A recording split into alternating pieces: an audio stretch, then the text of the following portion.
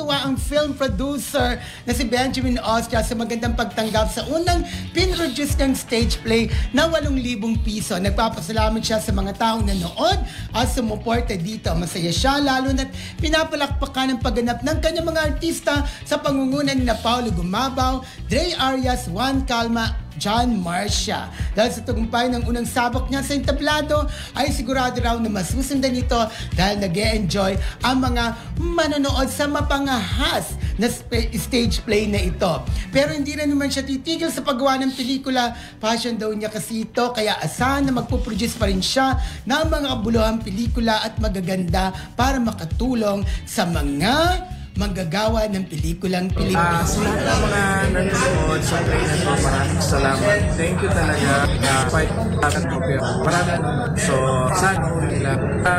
Meron tayong play ng 8, 9, hanggang 15, 16. Sana mapunood nila lahat yung actors na gumanap dito sa play na to. Kasi iba-iba yung atake nila. So, sana magbigay sila lahat, maging audience. Maraming salamat. Okay. Napanood ko yung isang araw na play. Grabe talaga si John Mark Marcia. Ayaw natatawa ako. Paano mo mapapanood? Isa kasakas. Napanood ko. Kasi yung part ko nasa unahan lang. Tas umalis ka na. Oo, pero hindi ka nanonood. Nanood ako nga, di ba? Hindi na kita pupurin.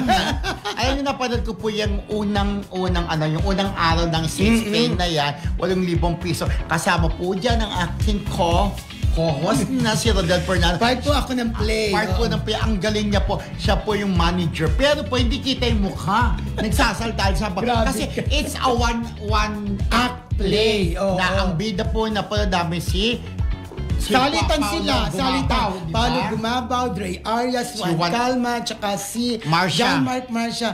Na talagang may pasabog si John Mark Marcia at talagang sumilip. Ang dapat sumilip. Yes. Yung iba po kasi artista dyan, kagaya nung sa amin, hindi siya nagpakita.